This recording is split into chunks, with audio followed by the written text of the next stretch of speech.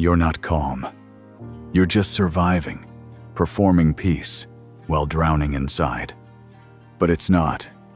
It's survival. Even though you smile, even though you function, even though you say, "I'm fine." Inside, the storm never stops. You live in a loop. Thoughts that spiral, emotions that hit without warning, a restlessness that never lets go. And slowly, you start to believe that this is just life, that maybe peace is for monks, for mystics, but not for people like you. Chaos isn't natural. It's just common. Common doesn't mean right. Inner peace isn't the absence of thought. It's the ability to witness thought without being owned by it. It's not silence. It's not perfection. It's power. Because, as Carl Jung said, until you make the unconscious conscious, it will direct your life, and you will call it fate. The mind is not unified. It's fragmented, pulled in 1,000 directions by memories, nuances, wounds, and the constant pressure to perform. This isn't just stress. It's psychological overstimulation. It's internal war. And if your inner world is in chaos, no amount of control outside will ever be enough. But if you never name the war inside, you'll spend your life losing battles you don't understand. The unseen operating system. Why you react without knowing. You think you're reacting to life? But you're not. You're reacting to an internal script written long ago. Before you had a voice. Before you had choice. That script still runs you. The tone you use when you're nervous. The tension you carry in silence. The anger that shows up out of nowhere. They're not random. They're inherited. From moments you barely remember. From people you thought you had outgrown. Carl Jung said, "Until you make the unconscious conscious, it will direct your life, and you will call it fate." And that's exactly what most people do. They think they're choosing, but they're just replaying old fears, old defenses, old pain. You weren't born angry, or anxious, or ashamed. You learned it. When love felt conditional, when needs were ignored, when silence became safer than honesty. And now, years later, you still react. Not to the present, but to an unhealed past. These aren't just reactions. They're emotional flashbacks. You're not just feeling now. You're reliving then. And worse, you repeat the pattern. Psychologists call it repetition compulsion, the need to recreate past wounds, hoping this time they'll end differently. That's why the same relationships collapse. The same arguments explode. The same emotions hijack you. You're not broken. You're following code. But here's the shift. Code can be rewritten. The moment you stop asking, "Why is this happening to me?" and start asking, "What part of me is speaking right now?" that's when things change. Because most people never notice. They live on autopilot. Reacting, blaming, repeating. But not you. Not anymore. You observe. You name the reaction. You breathe before you speak. And for the first time, you choose differently. That's not weakness. That's mastery. Because healing doesn't begin with control. It begins with awareness. You're not here to erase the past. You're here to stop letting it drive. And the only way to change your life is to change how you show up in the moment you're in. So, if you've been reacting from pain all your life, what happens when you finally stop? Let's go deeper. You are not your mind, detaching from the inner storm. Your mind is loud, restless, unrelenting, and you think the only way to find peace is to silence it. But here's the truth. You will never win by fighting your own mind, because you are not your mind. You are not your thoughts. You are not the storm. You are the sky behind it. The one who sees, the one who watches, the awareness that remains, no matter how loud it gets inside. That single shift changes everything. Most people believe their thoughts are truths. They get caught in the current, pulled into every judgment, every fear, every mental loop. But thoughts are not facts. They are suggestions. Most of them conditioned. Most of them outdated. Most of them not even yours. You inherited them. From family, from culture, from trauma. And yet, you live as if they are you. But mindfulness reveals a higher truth. The power of meta-awareness. The ability to notice your thoughts without becoming them. To feel an emotion without drowning in it. To observe anger rise and not speak from it. To notice fear and not obey it. That's presence. That's power. Imagine this. Your mind is a wild horse. It kicks. It runs. It resists control. Most people either try to suppress it, tighten the reins, fight the chaos, or they let it run wild, dragging them into panic, judgment, regret. But peace doesn't come from control. It comes from learning to ride, from learning to sit still while the storm rages, from realizing you are not the horse, you are the rider. And here's the paradox.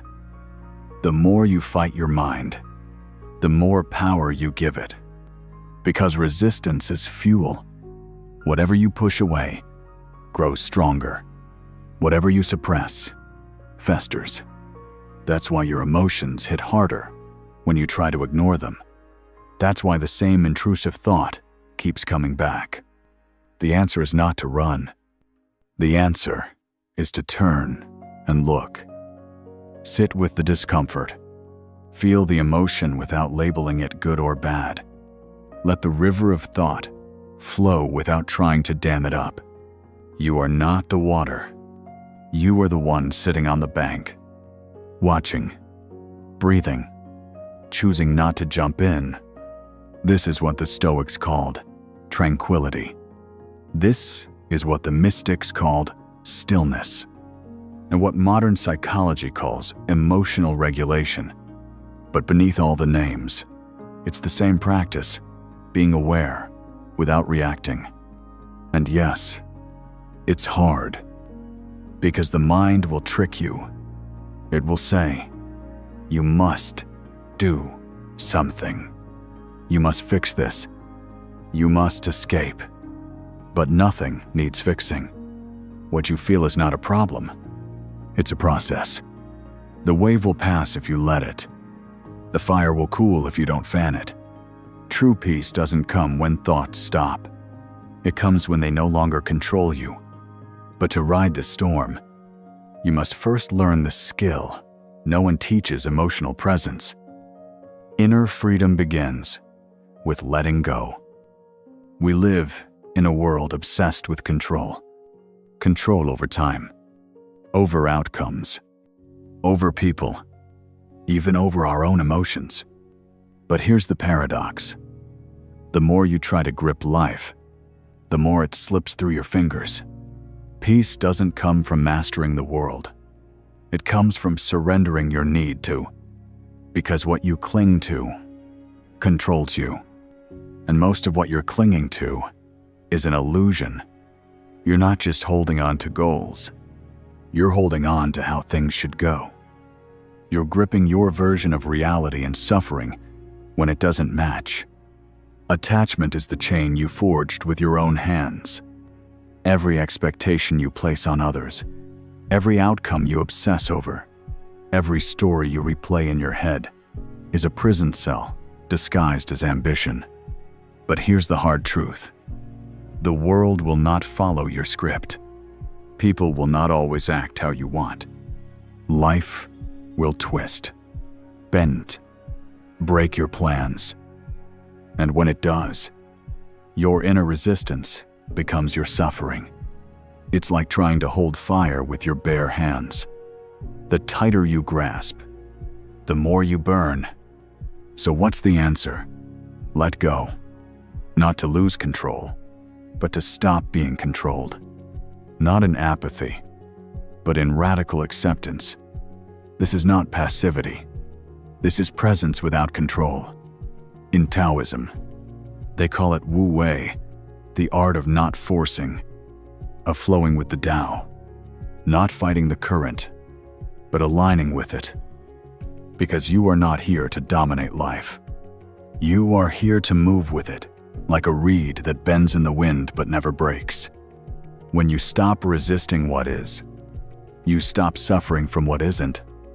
This is what modern psychology calls radical acceptance, the ability to fully embrace reality as it is, without protest, without demand, without clinging to how you wish it were. That doesn't mean you give up. It means you stop wasting energy on things you can't control and focus fully on what you can. Your perception, your response, your alignment. That's the birthplace of inner freedom. It's not found in external security, but in internal release. You begin to understand that peace isn't lost in chaos. It's blocked by your refusal to let chaos be. Every moment you stop clenching, you create space. Every time you choose surrender, you unlock new power. Because letting go is not weakness. It's clarity. It's the courage to trust life, to trust yourself, to trust that even when things don't go as planned, you will still rise. And here's the most powerful part. When you finally let go, you don't fall. You float. You begin to see that life was never asking you to control it. It was asking you to partner with it. Not to dominate the moment, but to meet it fully. But even when you let go of control, there's still one voice pulling you back. And that voice is your identity. Your identity is not your story. You have to die. Not physically, but psychologically. If you want peace, you must be willing to let a part of you dissolve. The part that clings to stories, to old wounds, to a fixed idea of who you are. Because the truth is, the identity you defend so fiercely is often built on survival, not truth. Carl Jung called this process individuation, a journey of integrating all parts of the psyche, the light, the shadow, the eternal child, the reluctant adult. It is not about becoming something new. It is about recovering what was lost and shedding what was never yours to begin with. Most people are not living as themselves. They are living as the accumulation of labels, traumas, and borrowed beliefs. You're shy. You're weak. You always mess things up. These are not truths. They're scripts handed down by wounded voices, and the ego clings to them, even if they hurt, even if they limit you.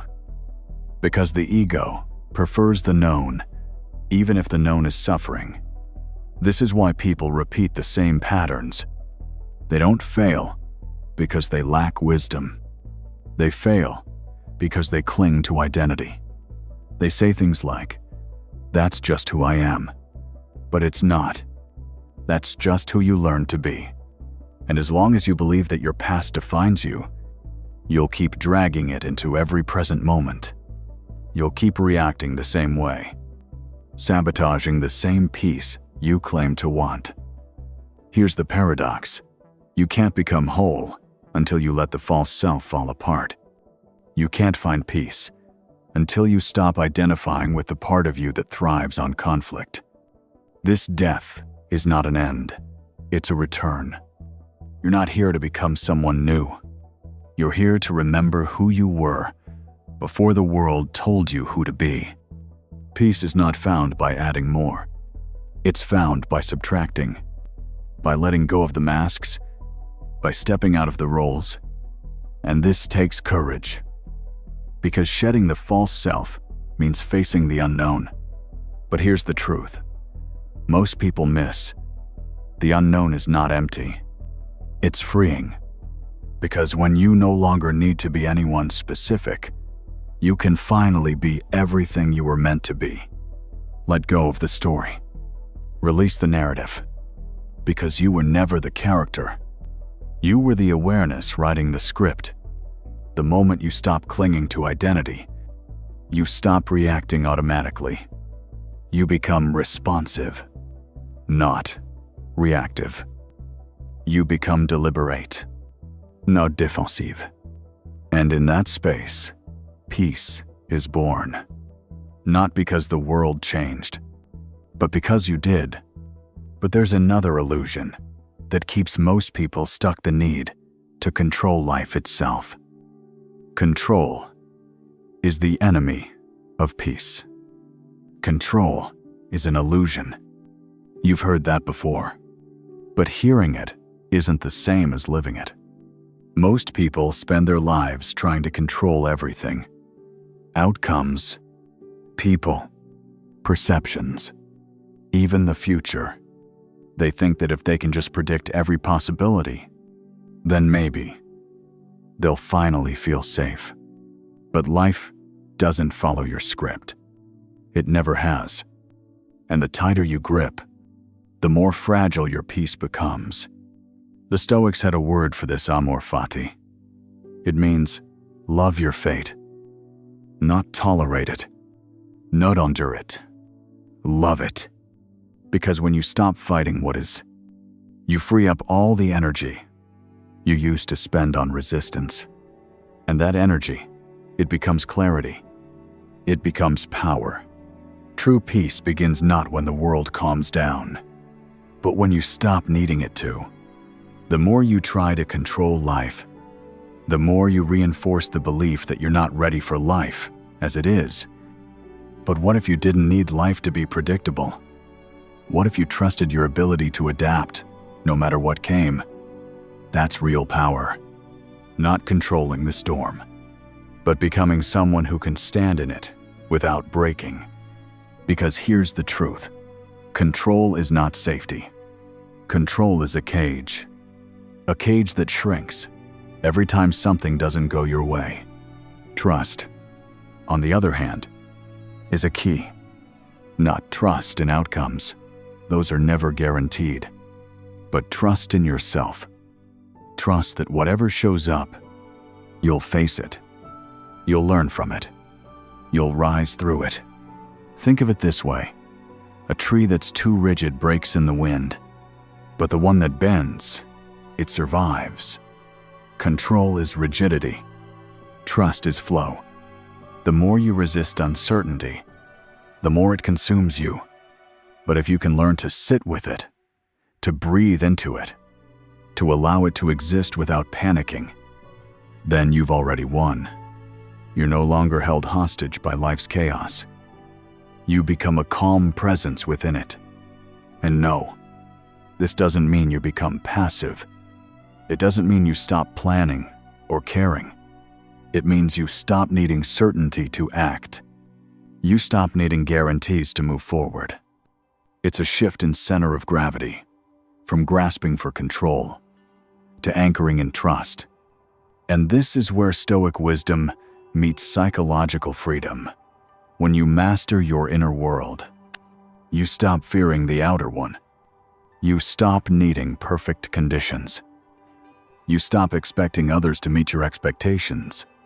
You stop arguing with reality. And in that surrender, you find strength. Because the goal is not to dominate life, it's to partner with it, to move with its current, not against it, to know that even if the path is unclear, your feet know how to walk, your soul knows how to navigate. But what if the true enemy of your peace is not life, not even the past, but your own mind?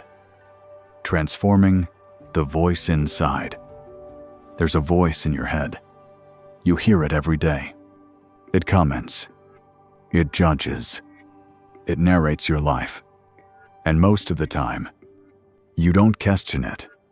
You just let it speak. But here's the truth.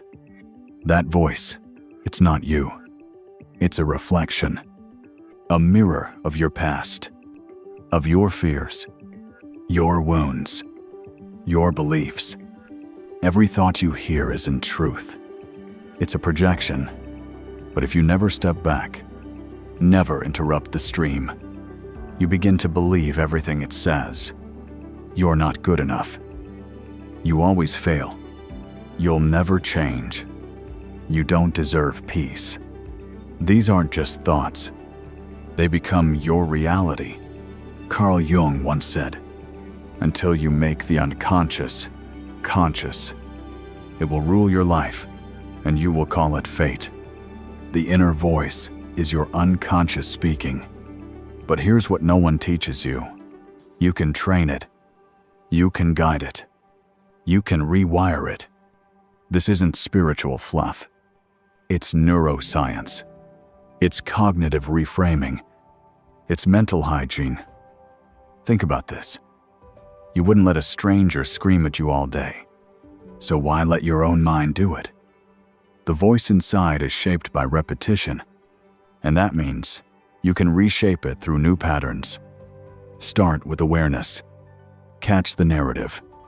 Don't argue with it. Don't try to silence it with force. Just notice it. Witness it. Create space between you and it. Then reframe. Shift the question. Instead of, "Why am I like this?" try, "What is this thought trying to protect me from?" Instead of, "I can't do this," ask, "What if I could?" The goal isn't toxic positivity. It's clarity. It's balance. It's teaching your mind to speak with compassion, not cruelty. Use affirmations, not as fake motivation, but as gentle corrections. Not "I am perfect," but "I'm learning. I'm growing. I'm allowed to evolve." Every time you speak to yourself, you are reinforcing a belief. Make that belief a foundation, not a prison. This is mental hygiene. Just like you brush your teeth, you must clean your thoughts, not because they're dirty, but because they collect residue from trauma, from culture, from comparison. And when left unchecked, that residue becomes rust. It corrodes your confidence. It weakens your clarity. But when you turn the inner voice from attacker to ally, everything shifts. You stop being your own enemy. You stop spiraling every time something goes wrong. You become someone who can hold space for their own mind, with steadiness, with kindness, with power. Because at the end of the day, the world outside is loud enough. You don't need another battle inside. Your mind should be your home, not a battlefield. And when the inner voice becomes your ally, not your attacker, you start to see something clearly. Pain is not the enemy. Pain is not a mistake. It's not a punishment. It's part of being human. You can't avoid it. No matter how strong, how spiritual, how successful you become, pain will find you. But here's the truth, that most people never realize pain is inevitable. Suffering is optional. The difference, interpretation. Suffering begins the moment you resist pain. When you label it as unfair, when you fight it, when you try to escape it, You trap yourself inside it. But pa, on its own, is a signal, a teacher, a call to transformation. Carl Jung understood this deeply. He wrote, "There is no coming to consciousness without pain." Why? Because growth required destruction of illusion, of false identities, of who you thought you were. Look at nature. Forests burn, not to end life, but to make way for new life. Some seeds only germinate in fire. Some parts of you can only awaken through fire. There are parts of you, wisdom, strength, clarity, that only awaken through pain. This isn't just philosophy, it's science. In psychology, it's called post-traumatic growth, the transformation that comes not despite trauma, but because of it.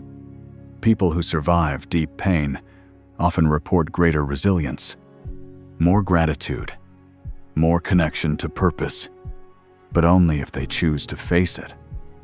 Only if they stop asking, "Why me?" and start asking, "What now? What is this pain here to show me? How can I use this to grow?" Because you only get two choices with pain. Use it, or be used by it.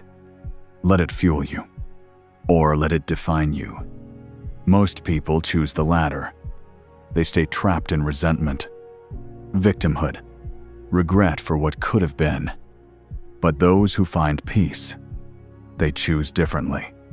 They feel the pain. They don't pretend it doesn't hurt, but they go deeper into the meaning. Real peace isn't the absence of pain. It's the ability to find meaning inside it. Think about that. It's not about escaping the storm. It's about learning how to stand still in the middle of it and still hear your own voice. It's not about waiting for life to be easy. It's about becoming someone so grounded, so self-aware, so internally clear that nothing can knock you off center for long. And when that happens, pain doesn't make you smaller.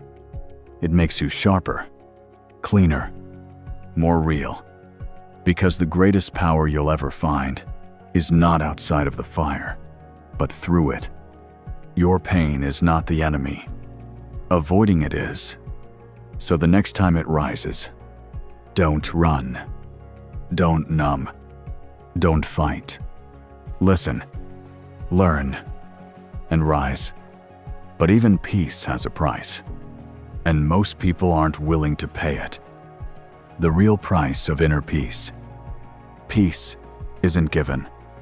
It's built. And the price isn't money. It's responsibility. It's courage. Not the kind that shows up when everything's calm, but the kind that rises before the calm exists. This is the truth no one tells you. No one is coming to save you. There is no perfect moment. No guru. No final answer. Waiting in the next book, course, or quote. There is only you. And the moment you finally decide to stop searching and start becoming, you don't need more knowledge. You need courage. You've known the truth for a long time. Now, it's time to live it. What you need now is a threshold, a turning point, a moment where you stop passively consuming healing and begin actively living it. Psychologists call this moment self-initiation, the inner rite of passage where you stop outsourcing your power and claim your evolution as your own. No one can cross that threshold for you. Not a mentor, not a therapist, not even life itself. Only you can decide that you are done waiting, that you are ready to let go of the familiar pain for the unfamiliar peace. And yes, that peace comes at a cost. It costs you your excuses, your victimhood, your need to be rescued. It asks you to bury the part of yourself that would rather be liked than be free. You can't carry both comfort and transformation. One must go. So ask yourself, how much longer will you keep rehearsing your suffering instead of retiring it? Because here's the paradox. Peace won't arrive when the storm ends. Peace is what ends the storm. And it doesn't come from the outside. It comes the moment you say, I choose to stop reacting. I choose to stop waiting. I choose to build my peace now. Not tomorrow. Not when things are perfect. Now. Because the longer you wait to feel ready, the longer you postpone the life that's been waiting on the other side of your decision. You don't need to feel brave. You need to act while afraid. You don't need more certainty. You need more willingness to take the first step, even if your voice shakes. And that's what no one can do for you. That's what makes this real. Do not wait for calm. Create it. You create it by standing firm when your thoughts spin, by breathing deeper when emotion surges, by returning to presence again and again and again until it becomes who you are. Peace is not a trait. It's not luck. It's a practice. One that is forged in the small, private choices no one sees. And yes, it's hard. You will fall. You will forget. But if you rise again, if you remember who you're becoming, more than who you've been, you will change. And when you change, your world changes.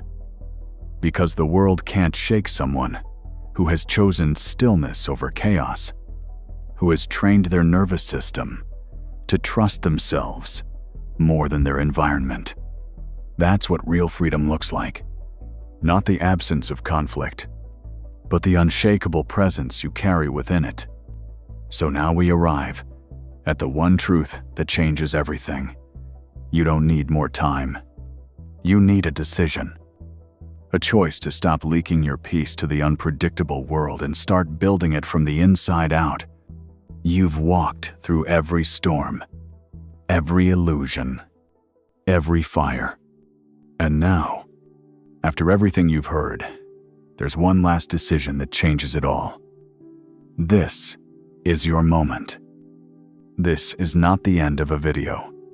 It's the beginning of something real. Because peace, true peace, is not something you stumble into. It's not granted by chance. It's chosen again and again and again. Not when it's easy. Not when life gives you a break. But when it's loud. When it's hard. When every part of you wants to go back to the old pattern. That's the test. And it's one only you can answer. So right now, make it real. Not for me. For you. Write this in the comments. I choose peace. Say it like a vow. Because that's what it is. Not a statement. A commitment. Not a hope. A declaration. You are not making this choice for a perfect day. You're making it for the storms. For the moments that will test everything. And still you'll remember that no one and nothing can take your peace unless you hand it over. That calm is not a mood. It's a mastery. And if you keep choosing this path over time, you won't just feel peaceful. You'll be untouchable. So this is your moment. Not tomorrow. Not when things get better. Right now. This is the moment you stop running. This is the moment you come home. So tell me, are you going to keep running?